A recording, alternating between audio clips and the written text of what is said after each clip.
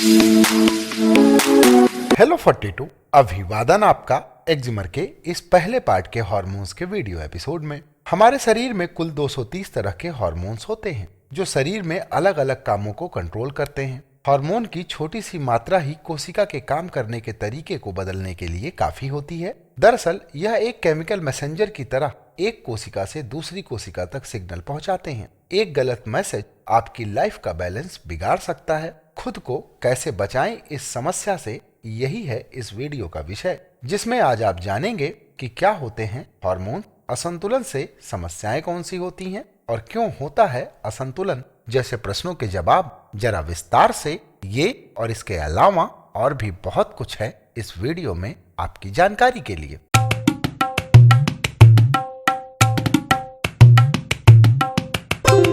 तो आइए अब बात शुरू करते हैं कि क्या हैं हार्मोन्स। हार्मोन्स हमारी बॉडी में मौजूद कोशिकाओं और ग्रंथियों से निकलने वाले केमिकल्स होते हैं जो शरीर के दूसरे हिस्से में मौजूद कोशिकाओं या ग्रंथियों पर असर डालते हैं। इन हार्मोन्स का सीधा संबंध हमारे metabolism, immune system, reproductive system, शरीर के डेवलपमेंट और मूड पर पड़ता है।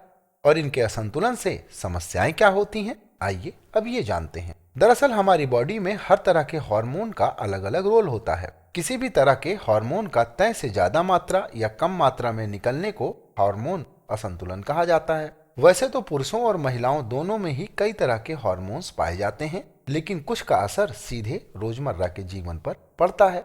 और आइए अब बात करते हैं पुरुषों के हार्मोन्स के बारे में। तो सबसे पहले बात एंड्रोजन हार्मोन के बारे में। इस हार्मोन का मुख्य काम पुरुषों में दाढ़ी आना, सेक्सुअल लाइफ, एग्रेसिव बिहेवियर और मसल्स बनाने जैसे शारीरिक और मानसिक बदलावों के लिए जिम्मेदार होता है। और असंतुलित होने पर समस्याएं होती हैं कि बॉडी में यह हार्मोन अगर कम हो गया तो मसल्स बनने में कमी, स्पर्म बनने में कमी, कमजोरी, चिड़चिड़ापन, अपोजिट सेक्स के प्रति रुचि में कमी और इनफर्टिलिटी जैसे लक्षण हो जाते हैं।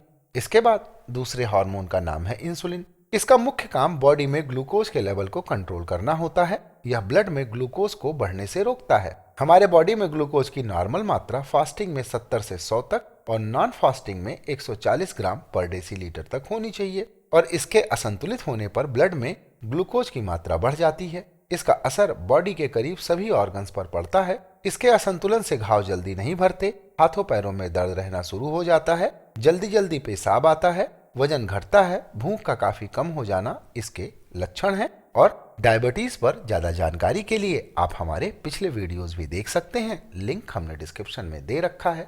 इसके बाद तीसरा हार्मोन है थायराइड का। यह हमारे गले में मौजूद एक ग्रंथि का नाम है और इससे निकलने वाले हार्मोन को थायराइड हार्मोन कहते हैं। और इनके नाम है T3, T4 और TSH। TSH हमारे दिमाग में मौजूद पिट्यूटरी ग्लैंड से निकलता है, जिसका काम T3 और T4 को कंट्रोल करना होता है। यह हार्मोन हमारी बॉडी की ग्रोथ को रेगुलेट भी करता है। और थायराइड के बारे में ज्यादा जानकारी के लिए आप थायराइड का भी वीडियो देख सकते हैं, लिंक डिस्क्रिप्शन में हमने दे रखा है। इसके असंतुलित होने पर दिमागी विकास धीमा हो जाता है। बच्चों में इस हार्मोन के असंतुलित होने पर विकास धीमा हो जाता है, यानी जो काम बच्चा 3 महीने की उम्र में करने लगता है वह 10 महीने में करता है। बड़ों में हाथ पांव फूलना, वजन बढ़ना, नॉर्मल तापमान में ठंड लगना जैसे लक्षण देखे जाते हैं।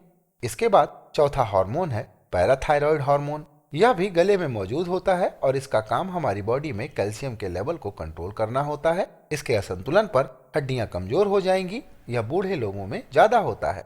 इसके बाद पांचवें हार्मोन का नाम है इपाइनेफ्राइन या एड्रेनलिन। इसे फाइट और फ्लाइट हार्मोन भी कहा जाता है। यह बॉडी में रिजर्व एनर्जी की तरह होता है। इसका काम अचानक आ जाने वाली परेशानी को हैंडल करने की ताकत देना होता है। यह शरीर में मौजूद मिनरल्स को मेंटेन करता है। असंतुलित होने पर कुछ केसों में मौत तक हो जाने की आशंका होती है। एड्रेनलिन फेलियर की कंडीशन में बीपी तेजी से गिरता है, हालांकि ऐसे केसेस कम ही देखने को मिलते हैं।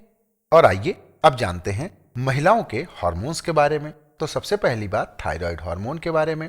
ज्यादातर महिलाओं में थायराइड हार्मोन के असंतुलन के कारण बीमारियां होती हैं। यह हमारी बॉडी में मौजूद एक ग्रंथि का नाम है और असंतुलित होने पर महिलाओं में सबसे ज्यादा असर उनकी फर्टिलिटी यानी बच्चा पैदा करने की क्षमता पर पड़ता है।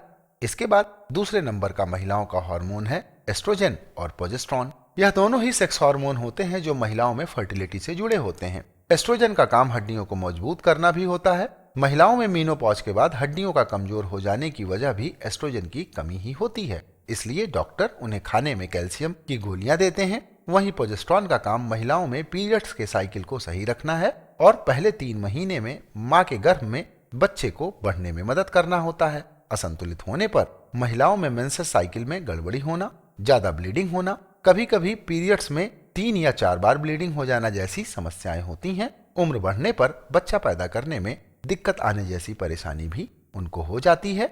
इसके बाद महिलाओं का तीसरा हार्मोन है इंसुलिन। इसके बारे में हमने पहले बात कर ही दी है और आइए अब बात करते हैं कि क्यों होता है हार्मोन असंतुलन। महिलाओं में हार्मोन असंतुलित होने के कई कारण हैं, जैसे खराब लाइफस्टाइल, न्यूट्रिशन की कमी, एक्सरसाइज न करना, तनाव, पीसीओडी, थायराइड, ओवेरियन फेलियर इत्यादि। लोग मानते हैं कि हार्मोन असंतुलन मेनोपॉज के बाद होता है, जबकि यह पूरी तरह गलत है। कई महिलाएं सारी उम्र हार्मोन के असंतुलन से परेशान रहती हैं। जीवन शैली और खान पान से जुड़ी आदतों में बदलाव के कारण महिलाएं हार्मोन असंतुलन की शिकार पहले की तुलना में अब ज्यादा हो रही हैं। इसके अलावा जंक फूड और दूसरे खाद्य पदार्थों में कैलोरी की मात्रा बहुत ज्यादा होती है, लेकिन पोषक तत्वों की मात्रा काफी कम होती है। इससे शरीर को जरूरी विटामिन, मिनरल, प्रोटीन और दूसरे पोषक तत्व नहीं मिल पाते और कॉफी, चाय, चॉकलेट और सॉफ्ट ड्रिंक आदि के ज्यादा सेवन के कारण भी कई महिलाओं की एड्रेनलिन ग्रंथि ज्यादा सक्रिय हो जाती है, जो हार्मोन के स्राव को प्रभावित करती है। इसके अलावा महिलाओं में गर्भ निरोधक गोलियां भी हार्मोन के स्राव को प्रभावित करती हैं।